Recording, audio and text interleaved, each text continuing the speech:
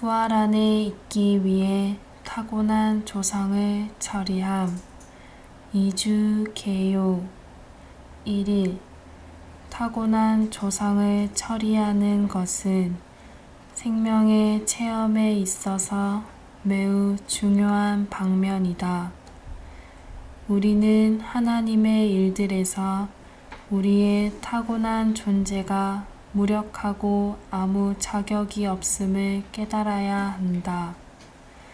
우리는 다른 일들에서는 충분한 자격이 있을지 모르지만 타고난 존재 안에서 우리는 하나님의 일들에서 아무런 자격이나 역량이나 능력을 갖고 있지 않다.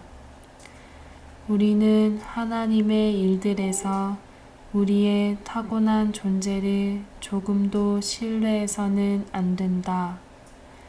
반대로 우리는 모든 일에서 우리의 타고난 존재를 거절하고 우리의 영을 훈련하기를 반드시 배워야 한다. 주님의 회복 안에는 우리의 타고난 존재를 위한 여지가 없다. 주님의 회복 안에 있는 교회들은 그리스도의 살아있는 몸의 일부로서 타고난 것은 무엇이든 자연스럽게 거절할 것이다. 교회를 건축하는 데 있어서 우리 안에 있는 타고난 모든 것들은 반드시 파쇄되어야 하며 그런 후에야 우리는 함께 연결될 수 있다. 오직 우리의 타고난 존재가 파쇄된 후에만 우리는 건축될 수 있다. 2일 타고난 조성이라는 표현에서 조성이라는 단어는 우리의 신체적인 능력과 정신적인 능력의 총체를 의미한다. 타고난 조성은 혼적인 사람의 현저한 특징이며 옛사람을 살아 나타내는 두드러진 표현이다.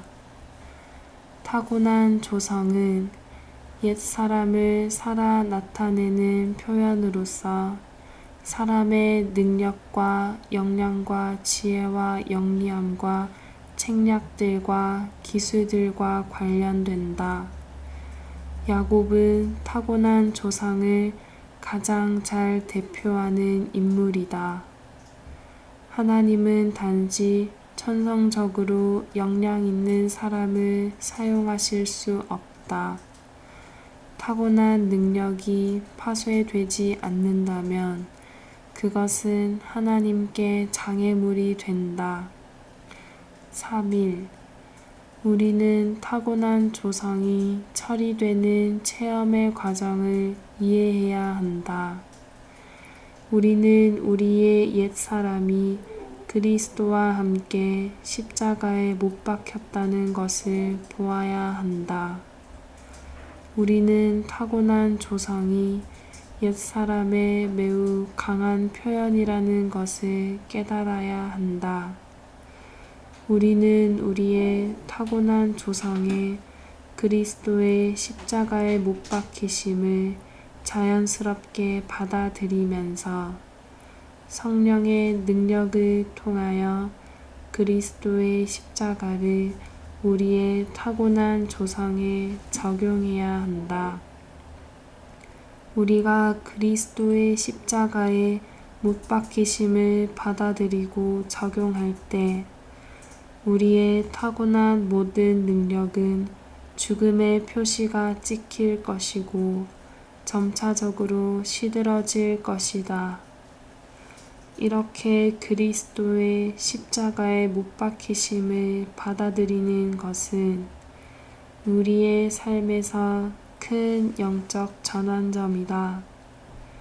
이것은 하나님께서 우리의 타고난 능력과 역량을 만지시는 곳인 우리의 브누엘이 될 수도 있다. 우리는 자신의 타고난 조성을 처리하는 체험을 성령의 교통 안에서 적용하며 또한 우리의 타고난 생명이 발견될 때 성령께서 그 모든 방면에 그리스도의 십자가에 못 박히심을 집행하시도록 허락해 드림으로써 적용한다. 4일 우리의 타고난 조성이 처리될수록 우리는 더욱더 부활 안에 있게 될 것이다. 우리의 타고난 조성의 모든 방면은 타고난 생명에서 비롯된 것이며 그리스도의 부활 생명에서 나온 것이 아니다. 타고난 상태로 있는 것의 반대는 부활 안에 있는 것이다. 우리가 타고난 조성을 처리하는 것은 우리의 선천적인 능력과 역량과 지혜가 십자가의 죽음을 통과하고 부활하게 됨으로써 하나님께 기쁘게 받아들여지고 유용하게 되도록 하려는 것이다. 우리의 타고난 능력은 주님께 유용하게 되기 위해서 반드시 부활 안으로 이끌려야 한다. 5일 타고난 능력은 이기적이고 타고난 능력의 책략들과 방법들은 자아를 위한다. 부활한 능력은 파쇄된 것이며 자아를 위하지 않고 자아의 요소도 갖지 않는다.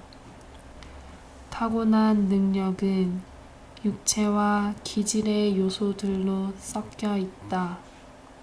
부활한 능력에는 육체가 없다. 타고난 능력은 교활함과 술책을 수반한다. 부활한 능력은 책략을 꾸미지 않는다. 타고난 능력은 교만을 포함하고 자기 스스로 역량이 있다고 느끼게 하며 그 결과 자랑하고 우월감을 갖는다. 부활한 능력은 본질적으로 교만하지 않고 자랑하지 않는다. 타고난 능력은 성령의 통제 아래 있지 않고 어떤 일을 하든지 극히 대담하다. 부활한 능력은 그 영의 통제를 받으며 자신의 원함대로 감히 행하지 못한다. 타고난 능력은 하나님의 뜻을 관심하지 않고 전적으로 자신의 뜻대로 행한다.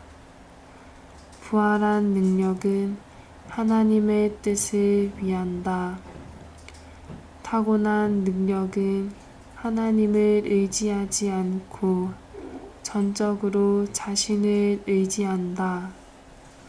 부활한 능력은 하나님을 의지하며 자신을 따라서 감히 행동하지 않는다. 하나님은 우리를 종결하시고 끝내시기 위해 십자가를 통해 일하고 계신다. 그 결과로 우리는 더 이상 자신을 신뢰하지 않고 부활의 하나님을 신뢰하게 될 것이다. 죽은 사람들 가운데서 뛰어난 부활에 이르는 것은 우리의 온 존재가 점차적으로 계속적으로 부활하는 것을 가리킨다. 이것이 그리스도인의 생활의 목표이자 목적지이어야 한다. 6일 우리는 부활하신 그리스도를 체험할 때 납달리 지파로 비밀스럽게 옮겨져 영적인 납달리 사람들이 된다. 모든 그리스도인의 개인적인 역사의 한 부분은 비밀스러워야 하며 이 비밀스러운 부분에서 우리는 납달리 지파 안으로 옮겨져 부활하신 그리스도에 의해 살게 된다. 우리가 우리의 타고난 역량과 능력과 미덕들이 십자가로 이끌려 죽게 한다면 우리는 부활할 것이다. 그런 다음 부활 안에서 우리의 역량과 능력과 미덕들은 타고난 생명 안에 있었을 때보다 몇 배나 더 많아질 것이다. 역량과 능력과 미덕들이 여전히 우리의 것이지만 죽음과 매장을 통과한 후 이제는 부활 안에 있다. 이것은 우리의 역량과 능력과 미덕들이 부활 안에 들어갔다는 것을 의미한다. 우리는 계속 존재하지만 우리의 타고난 역량과 능력과 미덕들과 함께 우리는 부활의 영역 안에 들어갔다. 부활의 실제는 그 영이고 그 영은 삼위 하나님의 완결이시다. 그러므로 부활은 완결되신 삼위 하나님이다. 우리의 타고난 역량과 능력과 미덕들은 죽음과 매장을 통해 우리의 타고난 생명으로부터 삼위 하나님 안으로 옮겨져야 한다. 자신 안에서 우리는 천연적이지만 우리 자신으로부터 부활하신 삼위 하나님 안으로 옮겨질 때 우리는 부활 안으로 들어간다. 우리의 타고난 능력이라는 씨를 땅속에 심는 것은 결코 손실이 아니다. 왜냐하면 우리가 이 씨를 심을 때 일시적으로 그것을 잃어버리지만 결국에는 부활 안에서 수확이 있을 것이기 때문이다. 부활 안에 있기 위해 타고난 조성을 처리함. 2주 1일 아침의 누림. 고린도전서 2장 14절. 그러나 혼적인 사람은 하나님의 영의 일들을 받아들이지 않습니다. 그는 그런 일들을 알 수도 없습니다. 왜냐하면 그 일들은 영적으로만 판단할 수 있기 때문입니다. 고린도후서 3장 5절로 6절. 우리는 어떤 것을 우리 자신에게서 난 것 같이 여겨 스스로 충분한 자격이 있다는 것이 아닙니다. 우리의 충분한 자격은 하나님에게서 난 것입니다. 하나님께서 우리를 새 언약의 사역자들이 되기에 충분한 자격이 있게 하셨습니다. 사역자들은 문자에 속해 있지 않고 그 영께 속해 있습니다. 왜냐하면 문자는 사람을 죽이는 것이지만 그 영은 생명을 주시기 때문입니다. 자아의 처리와 타고난 조성의 처리는 영적인 체험에서 매우 중요하다. 그것들은 생활뿐 아니라 봉사와도 관련되어 있다. 자아를 처리하고 타고난 조성을 처리하는 것은 하나님께 봉사하기 위한 준비이다. 만일 우리가 하나님의 마음의 갈망을 따라 즐거이 봉사하고자 한다면 자아의 처리와 타고난 조성의 처리는 필수적이다. 엄격히 말해서 자아와 타고난 조성을 처리하지 않은 이들은 결코 하나님을 섬기지 못한다. 오늘의 읽을 말씀.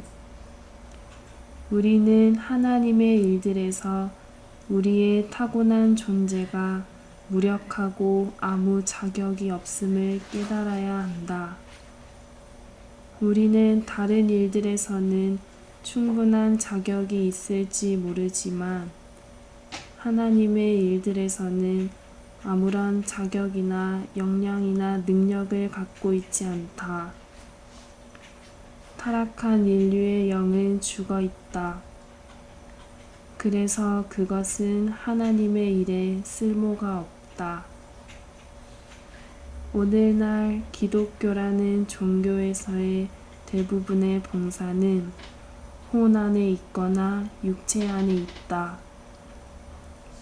이것이 우리가 봉사를 위해 우리의 타고난 존재가 무력하다는 것을 보아야 하는 이유이다.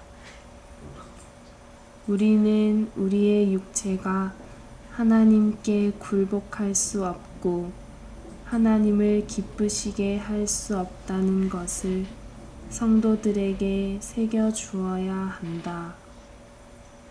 그러면 성도들은 육체 안에 있다는 것이 무엇입니까? 라고 물을지도 모른다. 우리는 그들에게 당신이 영 안에 있지 않은 한 육체 안에 있는 것입니다. 라고 말해 주어야 한다. 우리는 하나님의 일들에서 우리의 타고난 존재를 조금도 신뢰해서는 안 된다는 것을 깨달아야 한다.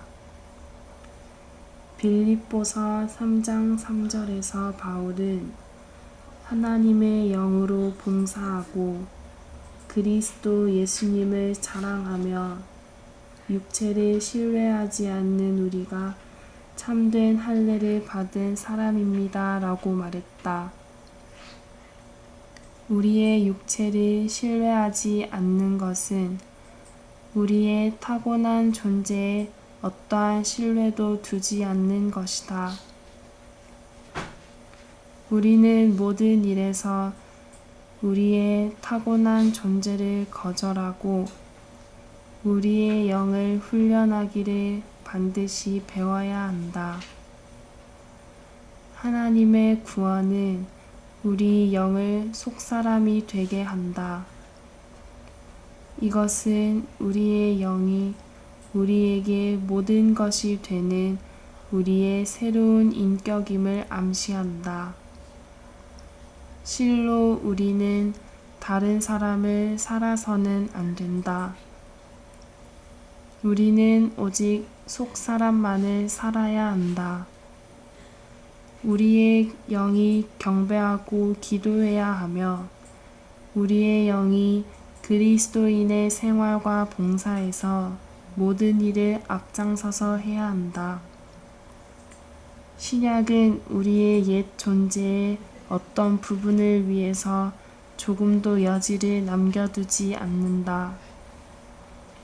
주 예수님께서 하신 말씀이나 사도 바울의 글들은 우리의 옛 존재에 속한 그 어떤 것도 하나님의 경륜 안에 남아 있어서는 안 된다는 것을 보여준다. 우리는 하나님의 경륜이 전적으로 새 창조물의 문제라는 것을 깨달아야 한다. 우리는 우리의 옛 존재를 반드시 제쳐두어야 한다. 비록 주님의 회복 안에는 우리의 옛 존재를 위한 여지가 없지만 새 창조물이라는 의미에서는 교회 안에 우리를 위한 여지가 있다. 거룩하게 되고 변화되며 같은 형상을 이루고 영광스럽게 되고 있는 거듭난 사람들인 우리를 위한 여지만 있다. 그러나 우리는 우리의 타고난 사람을 위한 여지는 어디에도 없다는 것을 보아야 한다. 우리 중에 그 누구도 우리가 완전히 변화되었다고 말할 수 없다. 우리 모두는 아직도 어느 정도 천연적이다. 우리는 교회 생활 안에 타고난 것을 위한 여지가 없지만 우리가 변화되고 있는 과정에 있으므로 무의식적으로 본의 아니게 아직 어느 정도 천연적이라는 것을 알아야 한다. 주님의 회복 안에 있는 교회들은 그리스도의 살아있는 몸의 일부로서 타고난 것은 무엇이든 자연스럽게 거절할 것이다. 교회가 건축되기 위해 우리는 파쇄됨의 문제를 다루어야 한다. 우리가 함께 건축되기를 원한다면 우리는 모두 파쇄되어야 한다. 파쇄됨이 없다면 건축도 없다. 여러분과 내가 모두 어느 정도 파쇄된 후에야 여러분과 나는 함께 건축될 수 있다. 교회 건축에서 우리 안에 있는 타고난 모든 것은 다른 사람과 함께 연결되기 전에 먼저 반드시 부서져야 한다. 우리 안에 있는 타고난 모든 것은 그것이 우리의 능력이든 분별력이든 열이든 상관없이 건축에 적합하지 않다. 우리는 타고난 존재가 부서진 후에만 건축될 수 있다. 추가로 읽을 말씀 봉사에 대한 기본 공과 16장 20장 부활 안에 있기 위해 타고난 조성을 처리함. 2주 2일 아침의 누림 로마서 6장 6절 우리가 알고 있는 것처럼 우리의 옛사람이 예수님과 함께 십자가에 못 박힌 것은 죄의 몸이 무력하게 되어 우리가 더 이상 죄의 노예가 되지 않기 위한 것입니다. 데살로니가전서 5장 23절 그리고 평안의 하나님께서 직접 여러분을 완전히 거룩하게 하셔서 여러분의 영과 혼과 몸이 온전하게 보존되어 우리 주 예수 그리스도께서 오실 때에 나무랄 데 없도록 해 주시기를 바랍니다. 타고난 조성을 처리한다는 말에서 조성이라는 단어는 우리의 신체적인 능력과 정신적인 능력의 총체를 의미한다. 성경에는 타고난 조성이라는 이러한 용어가 없으며 그리스도인들 사이에서도 거의 언급되지 않지만 실제로 우리의 체험에는 그러한 것이 있다. 타고난 조성은 혼적인 사람의 현저한 특징이며 옛 사람을 살아 나타내는 두드러진 표현이다. 만일 우리가 십자가의 체험을 추구해 나가려 한다면 이 방면의 처리를 무시해서는 안 된다.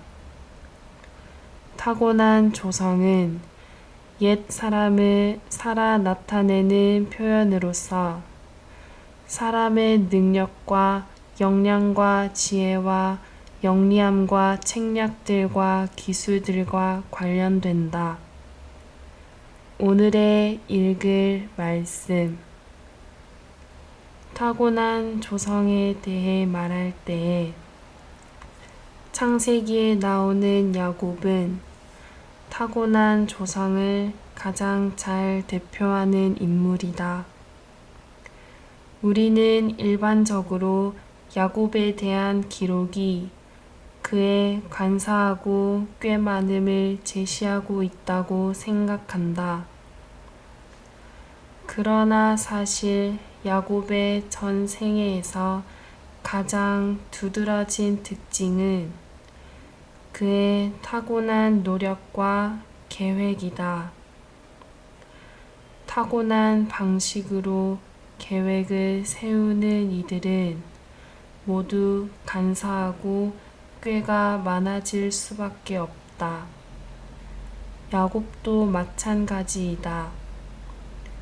그의 간사하고 꽤 많음은 피상적인 표현에 불과하며 그의 타고난 조성이 그 안에 숨어있는 특징이다.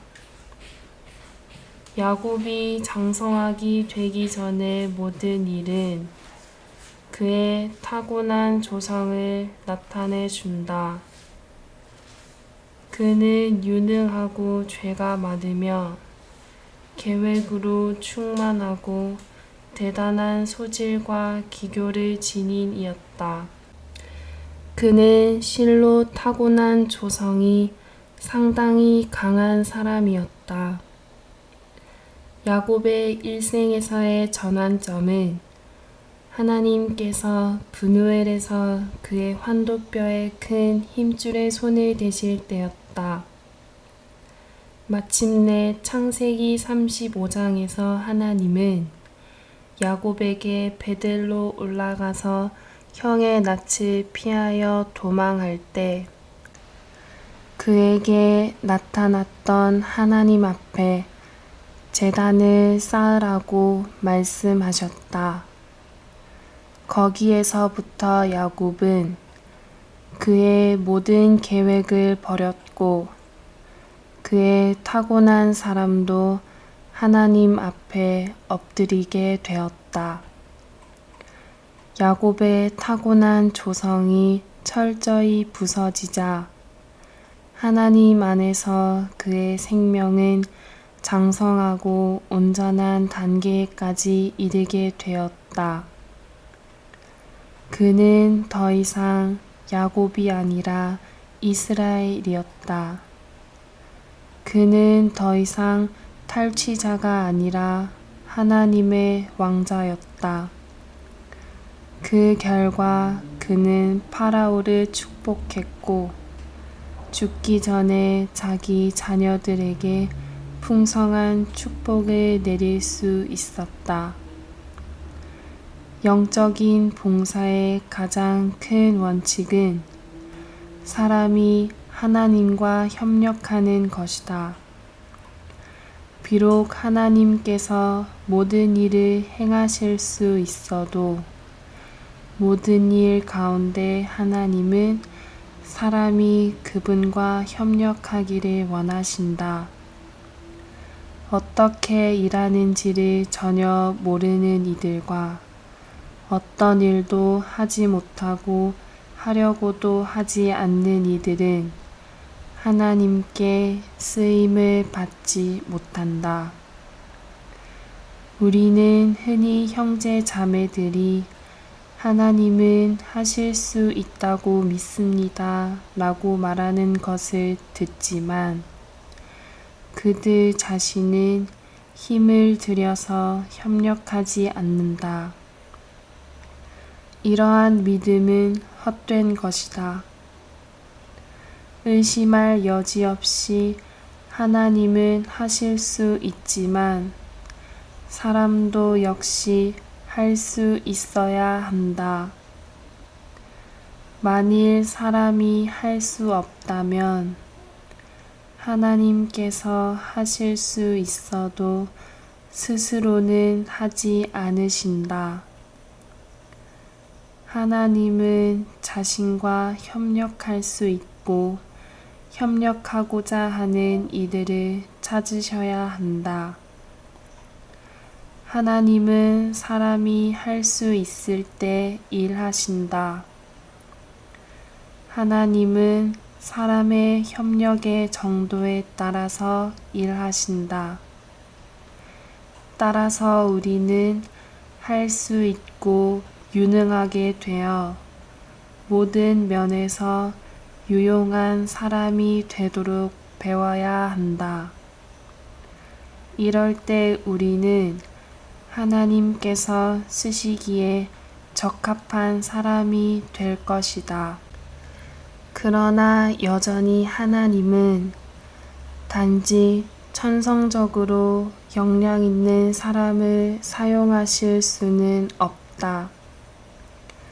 타고난 능력이 파쇄되지 않는다면 그것은 하나님께 장애물이 된다. 타고난 능력은 반드시 파쇄되어야 한다. 하나님께 쓰임받기 위해서 타고난 능력은 파쇄되고 죽음을 통과하며 부활해야 한다. 타고난 능력은 너무 단단하거나 너무 약해서 재련되지 않는 원자재처럼 쓰기에 적합하지 못하며 쉽게 깨진다. 부활한 능력은 가공한 강철과 같아서 단단하나 유연성이 있어서 이용하기에 적합하고 쉽게 금이 가지 않는다. 그러므로 하나님은 무능한 사람도 쓰실 수 없고 유능하지만 파쇄되지 않은 사람도 쓰실 수 없다. 하나님의 손 안에서 유용한 이들은 자신의 재능이 파쇄된 유능한 이들이다.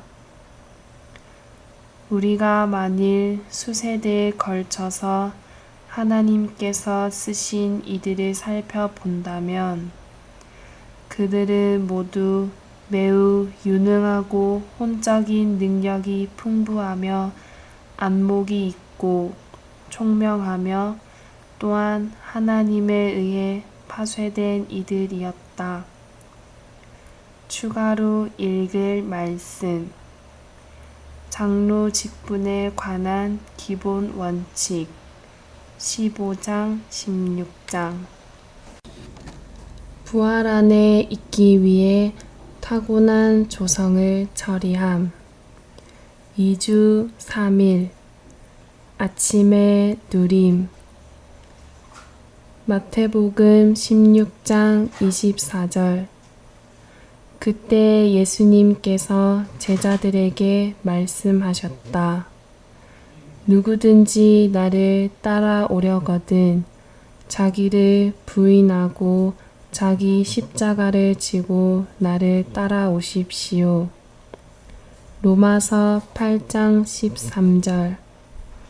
여러분이 육체를 따라 살면 반드시 죽을 것이지만 그 영으로서 몸의 행실을 죽이면 살 것입니다. 육체와 자아와 타고난 조성, 이 세 가지 모두는 옛사람의 표현이다. 따라서 그것들을 처리하는 원칙도 동일하다. 한편으로 우리는 객관적인 사실을 가지고 있고 다른 한편으로 우리에게는 주관적인 체험이 필요하다.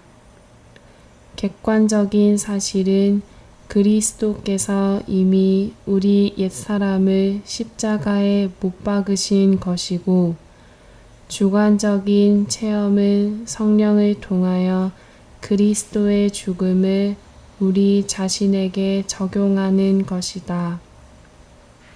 만일 우리가 그것을 육체에 적응하면 육체를 처리하는 것이고 우리 의견에 적용하면 자아를 처리하는 것이며 우리의 능력과 역량에 적용하면 타고난 조성을 처리하는 것이 된다. 오늘의 읽을 말씀. 타고난 조성을 처리하는 체험의 과정은 자아를 처리하는 체험의 과정과 아주 흡사하다. 첫째로 우리는 우리 옛사람이 그리스도와 함께 십자가에 못 박혔음을 보았다. 이렇게 영적으로 보는 것이 우리의 타고난 조상을 처리하는 체험으로 가는 첫째 단계이다. 우리는 우리의 옛사람이 그리스도와 함께 십자가에 못 박혔음을 반드시 보아야 한다. 그럴 때 우리는 처리되는 것을 체험하게 될 것이다. 그런 다음 우리는 우리의 타고난 조상이 옛사람의 매우 강한 표현이라는 것을 깨닫는다.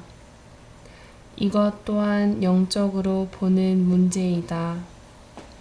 물론 여기에는 타고난 조상이 무엇을 가리키는지와 그 표현이 무엇인지를 보는 것이 포함된다.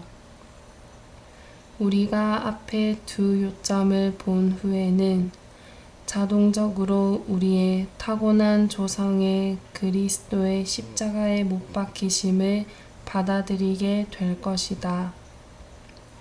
이것은 또한 우리가 성령의 능력을 통하여 그리스도의 십자가에 못 박히심을 우리의 타고난 표현에 적용하는 것을 의미한다. 우리가 그리스도의 십자가에 못 박히심을 받아들이고 적용할 때 우리의 타고난 모든 능력은 죽음의 표시가 찍힐 것이고 점차적으로 시들어질 것이다. 이렇게 그리스도의 십자가에 못 박히심을 받아들이는 것은 우리의 삶에서 큰 영적 전환점이다. 이것은 체험적으로 우리의 브누엘이 될 수도 있다.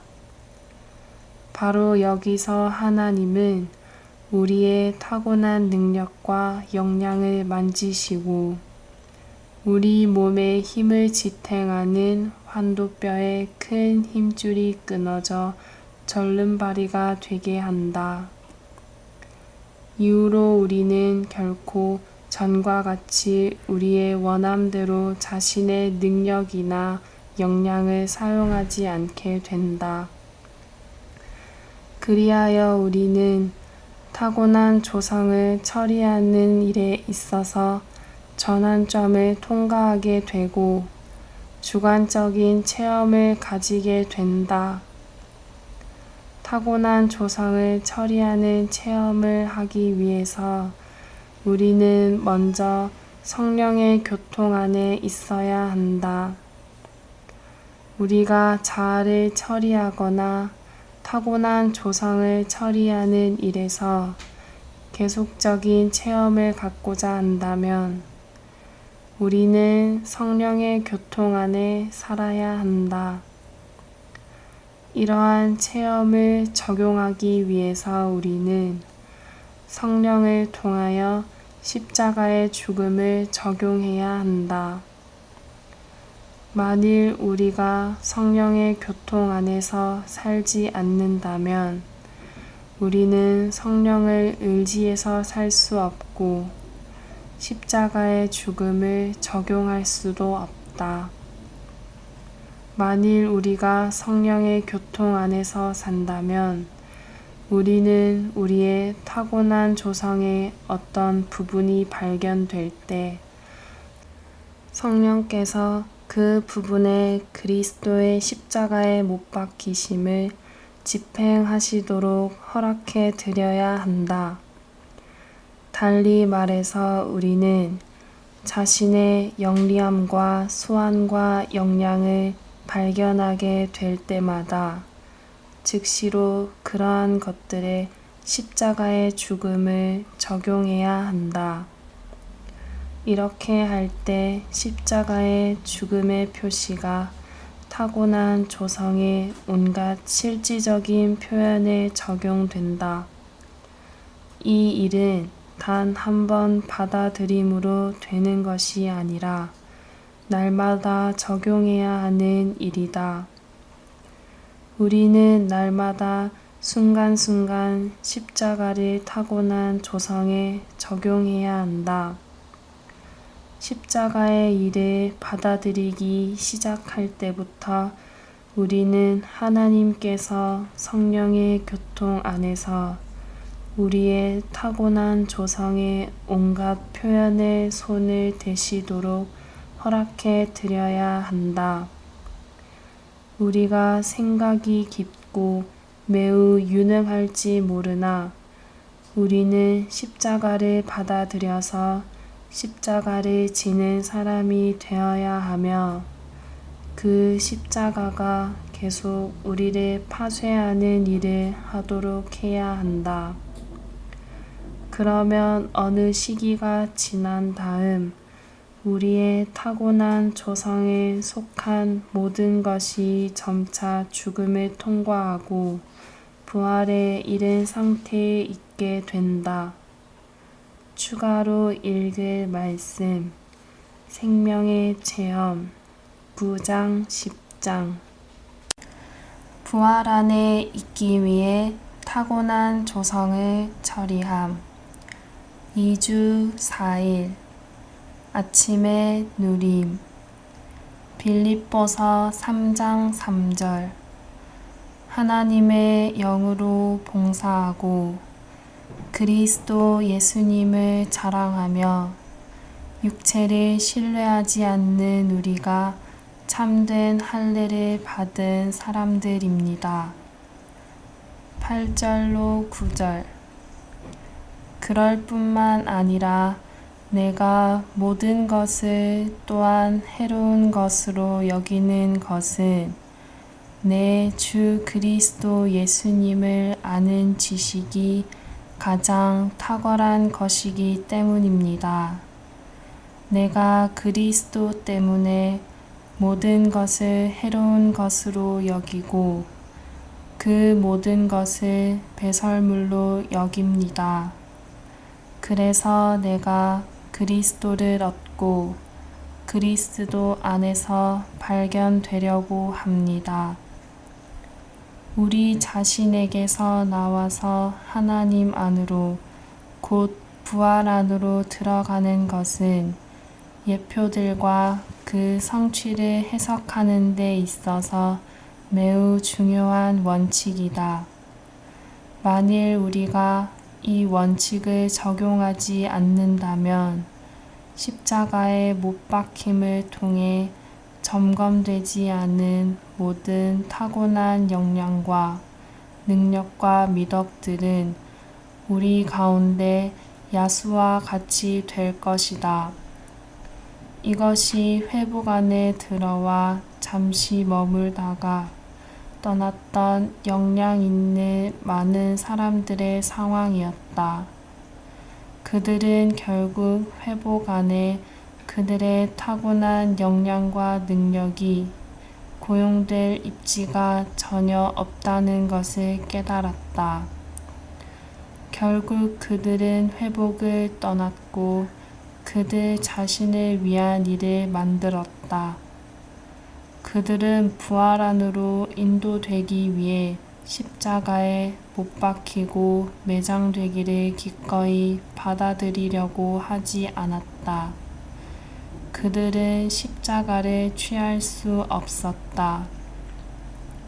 오늘의 읽을 말씀 우리는 인간의 능력과 역량과 지혜와 영리함에 속한 것들을 타고난 조성으로 정의했는데 이것은 이 모든 것이 우리의 타고난 생명에서 온 것이지 하나님의 부활 생명에서 온 것이 아니기 때문이다.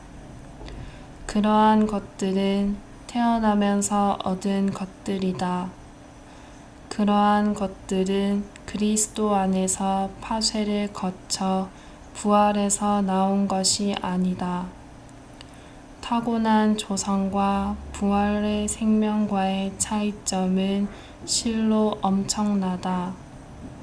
우리가 타고난 조상을 처리하는 것은 우리의 선천적인 능력과 역량과 지혜와 총명함이 십자가의 죽음을 통과하고 부활하게 됨으로써 하나님께 기쁘게 받아들여지고 유용하게 되도록 하려는 것이다.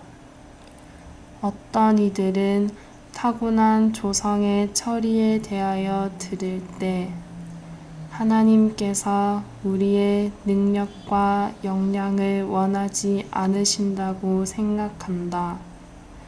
이러한 관념은 잘못된 것이다. 하나님께 유용한 사람이 되기 위해서 우리는 분명히 이러한 사람의 능력과 역량이 필요하다.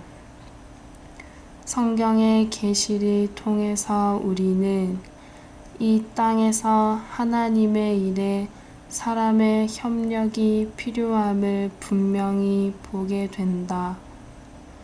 사람이 어떠한 능력이나 역량을 가지지 않고서 하나님과 협력하는 것은 불가능하다. 타고난 것의 반대는 부활 안에 있는 것이다. 하나님은 결코 중립적이실 수 없다. 하나님은 부활만을 원하신다. 타고난 것은 성경에서 처음 난 것으로 대표된다. 처음 난 것은 첫 번째로 태어난 것이다. 따라서 하나님은 처음 난 것을 원하지 않으신다. 유월절에 멸망의 천사는 처음 난 것들을 죽였다. 그것은 좋고 나쁜 것의 문제가 아니었다. 처음으로 태어나는 한 그것은 타고난 것이었고 죽임을 당해야만 했다. 처음 하늘과 처음 땅은 옛 창조물에 속한다. 새 예루살렘, 새 하늘과 새 땅, 새로운 모든 것이 두 번째 것이다. 히브리서는 옛 언약을 첫 번째 언약이라 부르고 두 번째 언약을 새 언약이라 부른다. 옛것은 모두 타고난 것이다. 여러분이 영 안에 있지 않다면 여러분의 선한 행위들까지도 타고난 것이다. 그리스도의 십자가의 참된 의미에 따르면 십자가는 단지 어떤 것을 종결하는 것만이 아니라 타고난 것들을 부활 안으로 인도하도록 끝내는 것을 뜻한다. 그리스도의 십자가는 타고난 모든 것을 죽음과 매장으로 이끈다. 그러나 성경에 의하면 매장 뒤에 부활이 뒤따른다. 그러므로 매장은 부활의 문턱이다. 요한복음 12장 24절에 의하면 한 알의 밀은 땅에 떨어져 흙에 묻혀 죽는다. 그러나 이것이 끝이 아니다. 매장 후에 부활 안에서 무언가가 나올 것이다. 나는 모세가 강한 성격을 가졌고 그의 타고난 조상이 느헤미야보다 훨씬 적극적이었다고 믿는다. 40세의 모세는 매우 진취적으로 자원하여 파라오의 손에서 이스라엘을 구원하려고 했지만 하나님은 개입하셔서 그를 제한시키셨고 실패하고 실망하게 하셨다. 그때 모세는 40년간 광야에 매장되었다. 결국 부활의 하나님께서 오셔서 모세를 부활시키셨다. 추가로 읽을 말씀 느헤미야 라이프 스터디 1장 2장 복음의 확장을 위한 예비 4장 부활 안에 있기 위해 타고난 조성을 처리함 2주 5일 아침의 누림 빌립보서 3장 10절로 11절 나는 그리스도와 그분의 부활 능력과 그분의 고난의 고통을 알고 그분의 죽음과 같은 형상을 이루어 어떻게 해서든지 죽은 사람들 가운데서 뛰어난 부활에 이르고자 합니다. 타고난 능력과 역량은 처리를 받은 후에 사라지는 것이 아니다. 십자가로 말미암아 파쇄되고 죽음에 넘겨지는 것은 최종 단계가 아니다. 참된 십자가의 죽음은 항상 부활을 가져온다. 나사렛 예수님은 십자가 위에서 죽음을 당하셨지만 그리스도는 부활하셨다. 창세기 35장 이후의 야곱은 완전히 처리를 받고 끝났으며 성숙한 이스라엘이 나오게 되었다. 그러므로 십자가의 처리는 항상 부활에 이르게 한다. 사람의 역량이 십자가에 의해 더 처리될수록 그 사람은 더 유능해진다. 사람의 총명이 십자가에 의해 더 처리받을수록 그 사람은 더 총명해진다. 더욱이 이러한 역량과 총명은 부활 안에 있는 것이다. 오늘의 읽을 말씀 타고난 능력과 부활한 능력은 어떻게 구별할 수 있는가? 본래 가진 능력과 파쇄당한 능력을 어떻게 구별할 수 있는가? 여기에서 7가지 관점으로 비교해 볼 수 있다. 먼저 타고난 능력부터 알아보기로 하자. 첫째, 타고난 모든 능력은 이기적이고 타고난 능력의 책략들과 방법들은 자아를 위한다.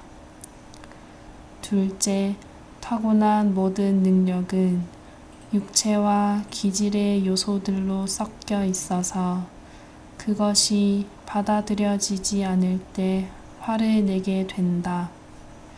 셋째, 타고난 모든 능력은 교활함과 술책을 수반한다. 넷째, 타고난 모든 능력은 교만을 포함하고 자기 스스로 역량이 있다고 느끼게 하며 그 결과 자랑하고 우월감을 갖는다. 다섯째, 타고난 모든 능력은 성령의 통제 아래 있지 않고 어떤 일을 하든지 극히 대담하다. 여섯째, 타고난 모든 능력은 하나님의 뜻을 관심하지 않고 전적으로 자신의 뜻대로 행한다. 일곱째, 타고난 능력은 하나님을 의지하지 않고 하나님께 의지할 필요를 느끼지 못하며 오직 자아만을 의지한다. 부활한 능력은 정반대이다. 첫째, 파쇄되고 부활한 모든 능력은 자아를 위하지 않고 자아의 어떤 요소도 갖지 않는다. 둘째, 부활한 모든 능력에는 육체가 전혀 없다. 셋째, 부활한 능력은 결코 책략을 꾸미지 않는다. 넷째, 부활한 능력은 본질적으로 교만하지 않고 자랑하지 않는다. 다섯째, 부활한 능력은 성령의 통제를 받으며 자신의 원함대로 감히 행하지 못한다. 여섯째, 부활한 능력은 하나님의 뜻을 위한다. 일곱째, 부활한 능력은 하나님을 의지하며 참으로 능력과 역량이 있어도 자신을 따라서 감히 행동하지 않는다. 십자가의 일은 부활 안에서 하나님을 체험할 수 있도록 우리 자신을 끝낸다. 십자가의 체험은 항상 부활의 하나님에 대한 체험을 가져온다. 이러한 체험은 사역을 산출하고 형성한다. 이 체험은 고린도후서 4장 7절부터 12절까지에 더 묘사되어 있다. 바울의 말은 우리가 종결될 필요가 있다는 것을 보여준다. 우리는 끝날 필요가 있다. 그러면 우리는 자신을 신뢰하지 않고 하나님을 신뢰하기를 배우게 될 것이다. 우리가 자신을 신뢰하지 않고 하나님을 신뢰할 필요가 있다고 말하기는 쉽지만 이 일에서 철저히 조성되려면 얼마만큼의 체험이 필요하다. 하나님은 우리를 끝내시기 위해 십자가를 통하여 일하고 계신다. 하나님은 우리를 끝내시고 우리의 영성과 영적 성취조차도 끝내시기 위하여 일하고 계신다. 우리는 영적인 성취를 대단히 신뢰할지 모르지만 그것조차도 끝나야 한다. 뛰어난 부활에 이른다는 것은 우리의 온 존재가 점차적으로 계속적으로 부활하는 것을 가리킨다. 하나님은 먼저 우리의 죽은 영을 부활시키셨다. 그런 다음 그분은 우리 영에서부터 계속하여 우리의 혼과 우리의 죽을 몸을 부활시키시고 결국 우리의 온 존재가 그분의 생명에 의해 그분의 생명으로 우리의 옛 존재에서 완전히 부활하도록 하실 것이다. 이것은 우리가 반드시 통과해야 할 과정이며 상으로서 주어지는 뛰어난 부활에 이를 때까지 해야 할 경주이다. 그러므로 뛰어난 부활은 우리 그리스도인의 생활의 목표와 목적지이어야 한다. 오직 그리스도의 죽음과 같은 형상을 이룸으로써 곧 십자가에 못 박힌 생활을 함으로써만 이 목표에 이를 수 있다. 우리는 그리스도의 죽음 안에서 옛 창조물에서부터 새 창조물이 되는 과정을 거쳐 부활 안에 있게 된다. 추가로 읽을 말씀 위트니스리 전집 1967년 2권 영 안에 있는 한 사람의 자서전 1장 부활 안에 있기 위해 타고난 조성을 처리함 2주 6일 아침의 누림 요한복음 12장 24절로 25절 내가 진실로 진실로 여러분에게 말합니다. 한 알의 밀이 땅에 떨어져 죽지 않으면 한 알 그대로 남아 있지만 죽으면 많은 열매를 맺습니다. 자기 혼 생명을 살아가는 사람은 혼 생명을 잃을 것이고 이 세상에서 자기 혼 생명을 미워하는 사람은 영원한 생명에 이르도록 혼 생명을 보존할 것입니다. 성경은 심오하며 그 안에 계시된 많은 것들이 비밀스럽다. 비록 히람이 납달리 지파에 속할 만한 이유가 없어 보이지만 열왕기상 7장 13절과 14절은 분명히 그가 납달리 지파에 속하였음을 말해준다. 단과 두로와 납달리의 의미를 깊이 생각한다면 우리는 하나님을 경배할 것이다. 단은 하나님의 경주를 위해 달리는 말을 무는 뱀에 속한 사람이었으며 상업으로 가득한 중심인 두로는 사탄과 연관되어 있었다. 뱀의 사람에 속한 여자와 사탄과 연관된 사람에 속한 남자로부터 태어난 사람이 결국 납달리 지파의 사람이 될 수 있었다니 얼마나 기이한가. 납달리는 하나님께 유용한 사슴이다. 오늘의 읽을 말씀. 성경에 의하면 사슴은 절망적인 상황에 있을 때 하나님을 의지하는 사람을 상징한다. 사슴은 또한 십자가에서 죽음의 고통을 통과하고 교회를 위하여 부활 안으로 들어가신 그리스도를 상징한다. 그러므로 사슴은 하나님을 의지하고 산 꼭대기로 다니며 하나님의 집을 위하여 부활하신 그리스도로 말미암아 사는 사람을 상징한다. 우리의 거듭난 생명 안에는 비밀한 요소가 있다.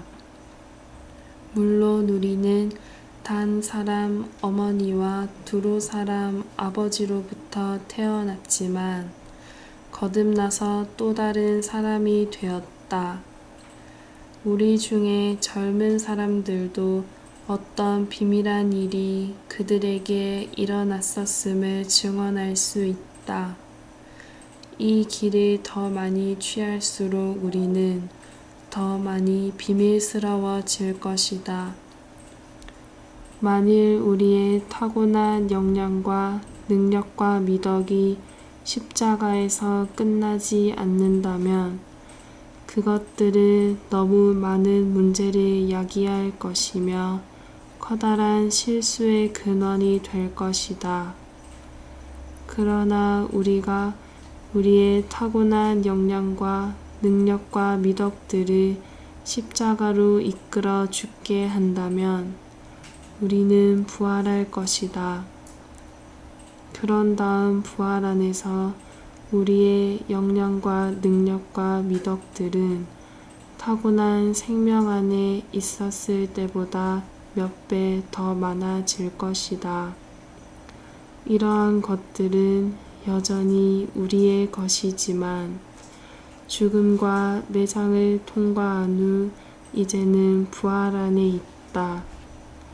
이것은 우리 자신이 우리의 역량과 능력과 미덕과 함께 부활 안으로 들어갔다는 것을 의미한다.